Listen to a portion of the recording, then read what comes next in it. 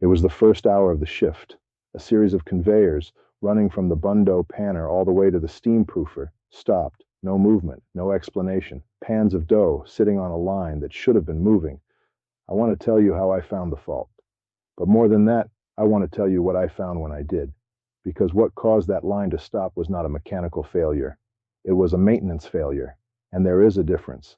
The first thing I did was not walk the conveyor line. The first thing I did was go to the control panel. When a production line stops, the panel tells you where to look before you start walking. Opening that panel told me exactly what I needed to know. One of the 6 conveyor electromagnetic starters had tripped its overload relay. Conveyor 3, I had my location. Now I needed my cause. I walked over to conveyor 3. The motor was running hot enough that touching it with the back of my hand was painful. I shut down the panel and locked it out. Then I cleared the pans off the conveyor and inspected everything systematically. The tabletop belt chain, the sprockets, the bearings, the shafts. None of them were damaged. None of them were jammed. But a motor that hot does not lie. So I separated the motor from the gearbox to eliminate every remaining possibility. The gearbox was locked solid, completely seized. I checked for oil. There was none. No oil. That was it. An entire production line, 6 conveyors, a full bundo operation the first hour of a shift, stopped because a gearbox ran dry. The fix took less time than the diagnosis. I found a replacement 30-to-1 ratio gearbox in stock, filled it with oil, installed it,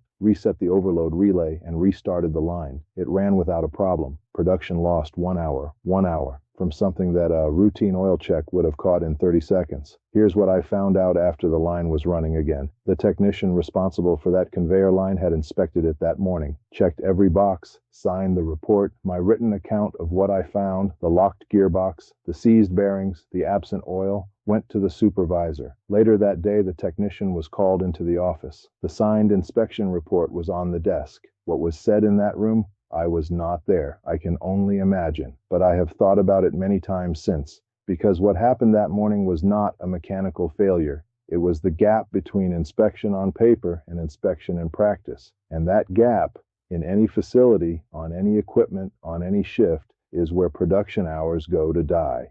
The most dangerous maintenance program is the one that looks like it is working.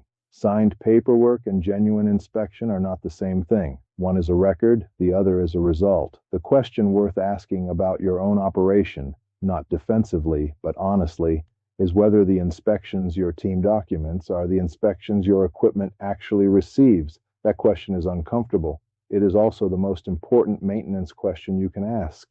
Every video on this channel is a real story from 40 years in commercial bakery maintenance and with the diagnostic thinking and the lesson that makes it useful beyond the specific situation.